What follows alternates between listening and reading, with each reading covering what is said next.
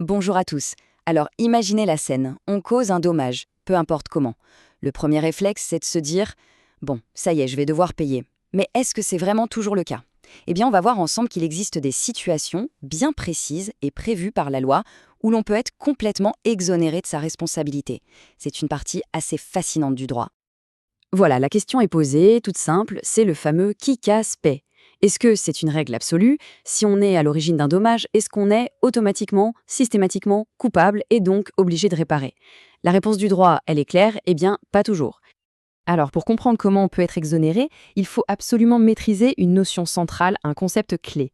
C'est celui de la cause étrangère. Pour faire simple, imaginez, quelqu'un tape dans un ballon, le ballon brise une vitre. A priori, c'est simple, la personne qui a tiré est responsable.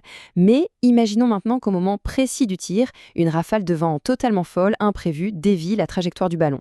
Ce coup de vent, voilà notre cause étrangère. Il vient s'intercaler entre l'action, le tir, et le dommage, la vitre cassée. Il vient rompre ce qu'on appelle le lien de causalité. Et c'est justement ça, tout le secret de l'exonération. Alors, cette cause étrangère, elle peut prendre plusieurs formes.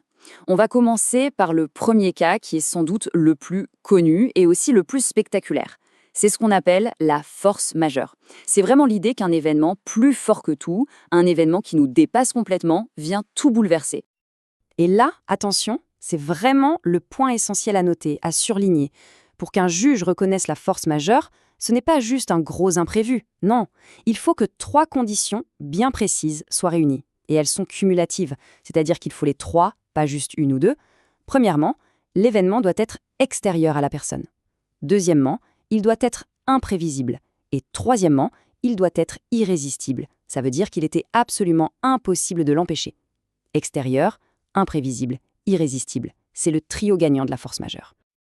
Allez, pour que tout ça soit bien concret, rien de mieux qu'un exemple. Prenons le cas d'un agriculteur. Il a signé un contrat, il s'est engagé à livrer toute sa récolte de pommes, disons, à un grand supermarché. Le contrat est clair, les dates sont fixées, tout va bien. Mais voilà, la veille de la livraison, c'est la catastrophe. Une tempête de grêle d'une violence inouïe, totalement soudaine, s'abat sur son exploitation. En quelques minutes, toute la récolte est détruite, anéantie. Résultat, il n'a plus rien à livrer. Évidemment, le supermarché n'est pas content et pourrait lui demander de payer des pénalités. Mais l'agriculteur, lui, va dire attention, c'est un cas de force majeure. Et il a raison. Vérifions ensemble nos trois conditions. Est-ce que la tempête est un événement extérieur à lui? Oui, bien sûr, il ne contrôle pas la météo. Était-ce imprévisible? Oui, une grêle d'une telle violence était difficile à anticiper. Était-ce irrésistible? Absolument. Face à un tel déchaînement, il ne pouvait rien faire. Nos trois conditions sont cochées. Conclusion, l'agriculteur est exonéré de sa responsabilité. Bon, d'accord, on a vu que la nature pouvait être une cause d'exonération. Mais que se passe-t-il si l'événement qui vient tout perturber, ce n'est pas une tempête, mais l'action d'une autre personne? C'est notre deuxième grand cas de cause étrangère, ce qu'on appelle le fait d'entière. Et là, attention, c'est un point crucial. Ce n'est pas parce que quelqu'un d'autre intervient qu'on est automatiquement exonéré. Pas du tout. Pour que l'action de cette autre personne puisse nous libérer de notre responsabilité, cette action doit elle-même présenter les mêmes caractéristiques que la force majeure. C'est-à-dire qu'elle doit être, pour nous, extérieure, imprévisible et irrésistible. On retrouve notre fameux trio. Prenons une autre situation pour bien comprendre. Une entreprise de peinture travaille sur une façade. Elle a monté un échafaudage, tout semble en règle. Mais un jour, l'échafaudage s'effondre et vient s'écraser sur une voiture garée juste en dessous. Gros dégâts. Le premier réflexe, c'est de se dire « c'est la faute de l'entreprise de peinture, c'est leur échafaudage ». Sauf que l'enquête va révéler un fait nouveau, un détail qui change absolument tout. L'échafaudage n'est pas tombé tout seul. Il se trouve qu'un passant, qui n'avait rien à voir avec le chantier, a volontairement jeté une grosse pierre sur la structure. Ce geste a déstabilisé l'ensemble et a provoqué la chute. Face à ça, l'entreprise de peinture va pouvoir se défendre. Faisons à nouveau notre test. L'acte du passant était-il extérieur à l'entreprise? Oui, totalement. Était-il imprévisible? Qui pouvait imaginer qu'une personne ferait une chose pareille? Oui. Était-il irrésistible? L'entreprise ne pouvait pas l'empêcher. Oui. Les trois conditions sont remplies. La vraie cause, c'est le geste du passant. L'entreprise est donc exonérée et c'est vers le passant qu'il faudra se tourner pour obtenir réparation. Bon, on a vu la force majeure, le fait d'un tiers. Il nous reste un troisième et dernier cas de cause étrangère. Et celui-là est souvent le plus délicat. C'est quand la cause du dommage, c'est la victime elle-même. Quand, par son propre comportement, la victime est à l'origine de ce qui lui arrive. Prenons un exemple que beaucoup peuvent visualiser. Imaginez une personne à la montagne qui prend un télésiège. Partout, il y a des panneaux, des consignes claires qui disent « abaisser le garde-corps ». C'est une règle des sécurités de base.